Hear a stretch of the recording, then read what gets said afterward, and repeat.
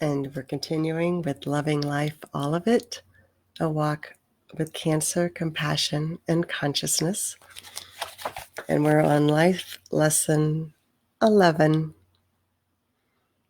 release attachments and live fully without masks. I am joy.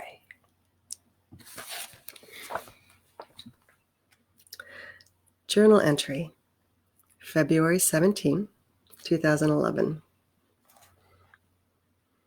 On Wednesday, I felt much better. Very aware of the letting go theme.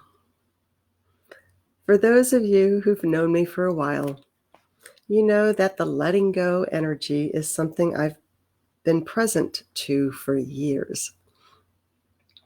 It's just going much deeper now, if you can believe it. Everything from helping my body release all the toxins from the drugs to the possibility of losing my hair is moving today.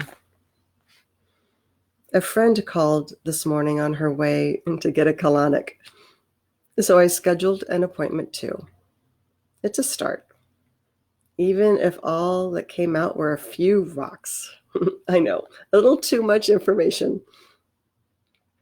But the reality is my body is a manifestation of my subconscious beliefs, fears, dreams, love, all of it.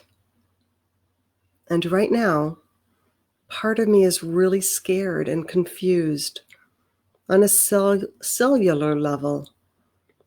And my responsibility and joy is to listen to each and every part of me with loving compassion, so I can gently support myself coming back into balance. This morning, when listening to the magic mirror, more tears of relief came as the third melody started. The love was almost overwhelming as it helped to release another layer of fear, resistance from deep within. One step at a time, one gentle, loving step at a time. Journal entry, February 27, 2011, as my hair began to fall out. Oh, these beautiful lessons of flow, moment to moment change, letting go, and the mind's expectations. As I began my nightly routine, I took out my hair clips, and my head was really tender and sensitive. I gently rubbed where the clips were and was able to pull out many hairs. My heart sank as I, the rebel in me, realized that as much as I really wanted to be the exception and to be able to say, "I told you so," this was happening. I put my hand on another place in my head, and gently pulled. Yep, more hair. Everyone said, "You'll know when it's happening." But I never knew how I'd know. Well, the best way I can describe it is, it's like when you reach down and pull out a patch of dry grass, and it just comes up because there's no resistance from the roots. When you pull on green, healthy grass, you have to really pull because there are roots holding it in the ground. It's like that with the hair. When you pull on healthy hair, it hurts a little, and there's resistance from the roots, versus when you pull on hair that's coming out because of chemotherapy drugs, there's no resistance from the roots. So it just simply pulls out. I went and sat down next to John on the couch and cried. As much as someone prepares for something or someone to pass, it's never the same as when it actually happens. The tears surprised me because I felt so prepared. Oh yeah, that was in my mind. The mind can't truly experience the feelings until the feelings are experienced, which is what I was doing in that moment, when the tears just came flowing up and out. Earlier in the week, I was ready for my hair to go. Then each day passed and I thought that maybe I would be different. Then I started believing that I would be different. Then I wanted to be different, which formed my attachment back to my hair. But this lesson wasn't over. As soon as I felt comfortable with keeping my hair, oops, it's time to let go. Thank goodness I can laugh at myself and see the pattern. What a difference a day makes, an hour makes, a moment makes. What a gift to live fully in each one. Journal entry, March 2nd, 2011. Just one more insight about hair. In the past, I've worn my hair in so many different styles, colors, lengths, etc. And I've noticed when my hair is short, I easily fall into production mode, as John calls it. It's an energy of intense focus on the outside, masculine-oriented, and doing, hence production mode. When I don't have to expend any energy on my hair, take extra time for me in the morning, and I'm able to just jump into the day, that sets the tone, energy, and focus on the outside. Just a side note, some of you are aware of the procession of the ages that John has been exploring, which tracks the origins of our consciousness back 26,000 years to the age of Aquarius, which we are now re-entering. In the age of Leo, 13,000 years ago, our conscious awareness shifted from the internal feminine moon-oriented intuitive perspective to the external masculine sun-oriented outside perspective. I am very aware that this sacred journey I'm on is my opportunity to balance the feminine, masculine energies within me from not only my personal experience, but also from my ancestral light line, which is why I often refer to this process as a cellular clearing, literally. Anyway, my hair has been my outward visible sign as to the energy with which I'm unconsciously, until it becomes conscious, aligned. When I began growing my hair long, I was in a deep process of reconnecting to my divine feminine energy within. In December, I was deeply connected with my unconscious masculine father energy, both of which I feel are now awakening and finding balance within me, which is why I also refer to this as my rebirth, because it takes the unification of both the masculine and feminine energies for creation to manifest. If this is confusing, don't worry about it. I just had to express it.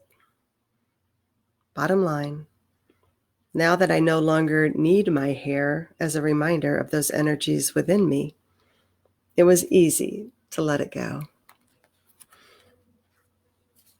my reflection about that journal entry. I was surprised at how easy it was for me to eventually go out in public without hair. The first time I walked out the door without a scarf or wig was to pick up my husband after he had car trouble. It's funny to realize that once again, I was focused on helping him and wasn't even thinking about myself or my bald head. In this case, it was one of the most liberating acts of self-care I could have done. Oh, to feel the wind brush over the top of my head and the warmth of the sun kissing my skin.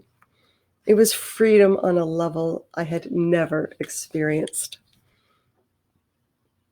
At first, I was concerned about how other people would feel when they saw me bald, especially since I don't look sick. My skin color was good and my eyes were clear. When I turned my thoughts back inside, I realized that the more comfortable I was within myself, the more beautiful I became on the outside. Being honest and open with myself helped others feel more open and honest around me. I felt so free, and I loved being bald. As my hair began growing back in, I seriously considered whether or not I wanted it. Although I do enjoy having hair, I am no longer attached to it. Being bald and feeling such a sense of innocence and freedom created the perfect time to address other veils of protection and masks that I had worn. One by one, they came into my awareness and compassionately transformed into more colors of my rainbow pyramid. Journal entry March 18, 2011. A portion of an email to a friend. Yes, life is definitely morphing into truly living in each moment without attachment. After all, how can the true essence of my being, that divine, pure consciousness, be attached to anything except experiencing and feeling each moment? Pretty cool, and a lot less stressful. The afternoon after the I am connection, which I've thought about, talked about, and briefly experienced before, but not to the depth of connection this time. Our basement flooded because we left our hose hooked up all winter and water in the pipes froze and broke. Of course, my office was hardest hit. We spent 8 hours using a shop vac and got up over 70 gallons of water. Then had to call in the professionals. The fans and dehumidifiers are still going constantly since last Saturday. Anyway, what's really cool is there was no charge from within me. In fact, John and I laughed all day about it. It's been such a blessing because it's definitely accelerated our spring cleaning. And I love that it's the basement, subconscious. More cellular clearing, which only helps me lighten up. And in the end, we'll have a completely clean house with clean carpets and vents. Of course, with all that deep clearing, more of my fear, guilt, and judgment around receiving surfaced, especially related to my parents, who have given me everything. And I so didn't want to disappoint them with my apparent lack of financial responsibility. Once that was all shared and out in the open, I gratefully accepted their financial support, which helps ease some of our current stress around bills. So this new way of living and experiencing continues to blossom as the energy of spring supports my growth. In a quiet time for reflection, if you feel comfortable moving into this experience, close your eyes and take a deep breath in through your nose. Hold for a few moments, and then exhale through your mouth slowly. And repeat a few times.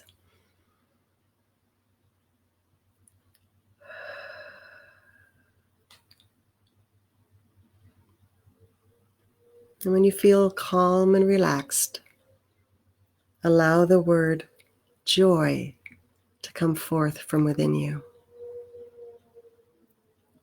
How does this word feel? Take a few moments and write down your thoughts and your feelings as you feel the word joy.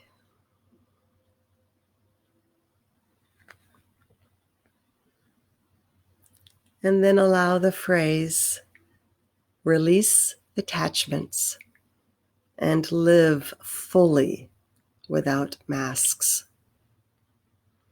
to come forth from within you. How does this phrase feel to you? Release attachments and live fully without masks. What is awakening within you right now? Take a few moments and jot down your thoughts and your feelings. As that concludes life lesson 11. I'll see you next time.